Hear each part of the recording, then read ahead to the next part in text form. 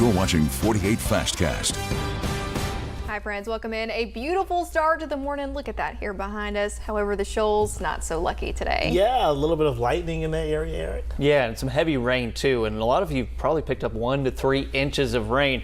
If you're not in Northwest Alabama, you probably have no idea what I'm referring to, but a lot of thunder and lightning, heavy rainfall could lead to some possible isolated roadway flooding. Just watch out for ponding and puddles. I tried to catch a lightning strike on our camera here in Northwest Alabama. Fly HSV Delta Cam. We caught some strikes earlier during the morning newscast. Unfortunately, that's not going to cooperate, but take my word for it. We do have thunder and lightning this morning.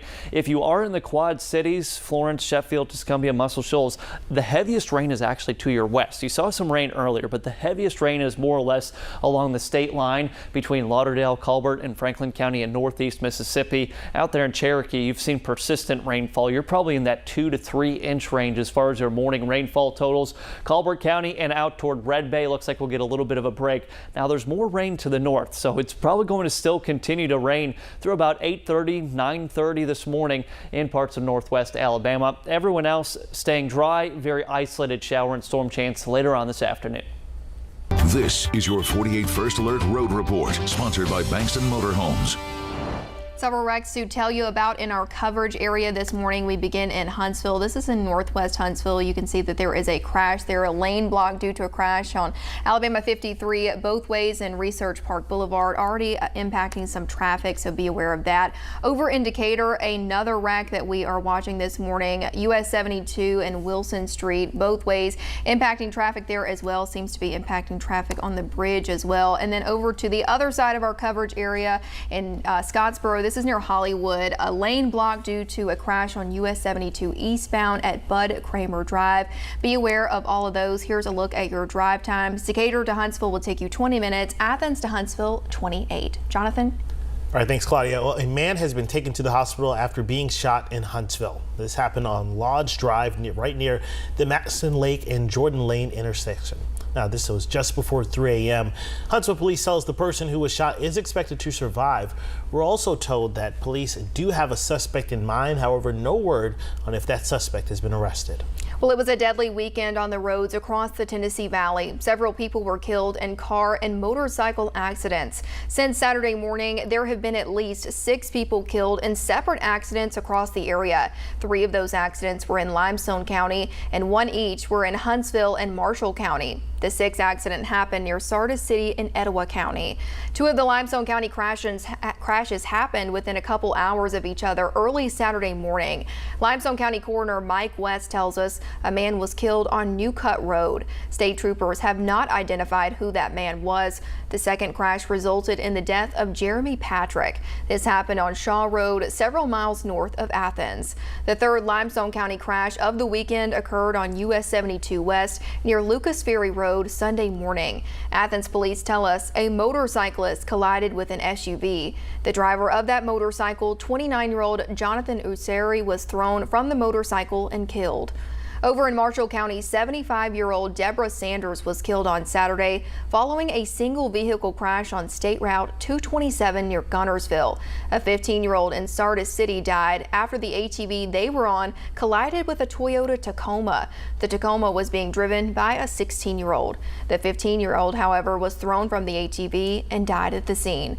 Lastly, a motorcyclist in Huntsville died yesterday after getting into an accident near Governor's Drive and Montesano Boulevard. That motorcyclist has been identified as James Ferguson. 2 people were taken to the hospital yesterday following a wreck on I-565 near the Wall Triana exit. This happened yesterday morning. Both people are expected to survive. A Huntsville man is set to stand trial in Morgan County on murder charges later this morning. According to witnesses, he confessed to the crime before saying he shot a man in an act of revenge. Jury selection for Charles Spears' murder trial is scheduled to start today in Decatur. Spears is accused of killing 61-year-old Ronald Morgan 2 years ago. One witness told investigators Spears admitted to the shooting, and court documents reveal that Spears claims Morgan sexually assaulted his mother when he was a child. Well, still to come, Calhoun Community College is about to open a new facility. We'll tell you more right after this break. Stay with us.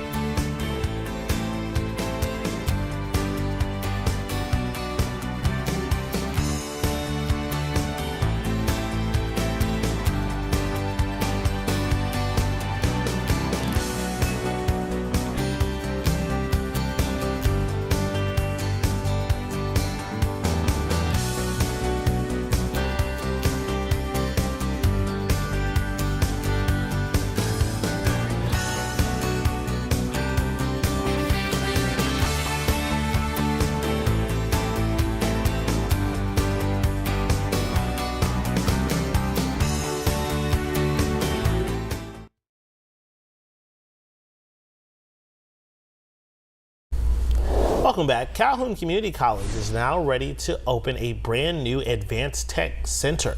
This announcement comes after years of planning and months of construction. The new building will be at the Decatur campus. The facility is designed to power the future of North Alabama's aerospace and advanced manufacturing industries. Calhoun leaders say this will allow students to get high-tech certifications, and this in turn will set them up to earn good jobs in high-demand sectors. The tech center will open later this morning.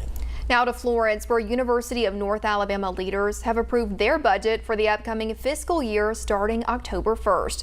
Though there will not be any tuition increases, there's still a huge gap in overall funding. Our media partners at the Times Daily discovered there's currently a $3.8 million deficit. While the university is planning to spend more than $198 million, they're only bringing in about $194 million. School leaders are hoping that state lawmakers will help make up the difference when they meet early next year. In the previous years, their deficit has been much larger. Eric? Now, your First Alert weather with meteorologist Eric Burke. All right, 7:08, still tracking some pockets of heavier rainfall across parts of northwest Alabama, northeast Mississippi, and even off to our north into parts of Wayne County that are in middle Tennessee. So this rainfall threat will continue. These are not severe storms by any means. They are producing some cloud to ground lightning, but ponding and puddles to be expected on the roads along with poor visibility. Here's just kind of a look at your week ahead, upper 80s to low 90s. We've got some isolated shower potential this afternoon, but most of the rain falling right now. Same thing goes for Tuesday. Dry for the end of the week, back in the low 90s. A front comes in Friday evening into Saturday. That will knock down our weekend temps, and the weekend will also bring chances for some isolated showers and storms. Today, high temps in the upper 80s, heat index probably in the low 90s. Temperatures here this morning in the upper 60s to low 70s, kind of a warm, muggy start. If you're not seeing rainfall right now, your chances of seeing rain through the day pretty minimal. Same thing goes for tomorrow, but at least we've got some cooler temperatures as we officially head into the fall season. That autumnal equinox Monday afternoon of next week. All right, looking forward to that for sure. You know who's excited? Me. Right here. Pretty excited. All right, friends, thanks for joining us. Have a great one.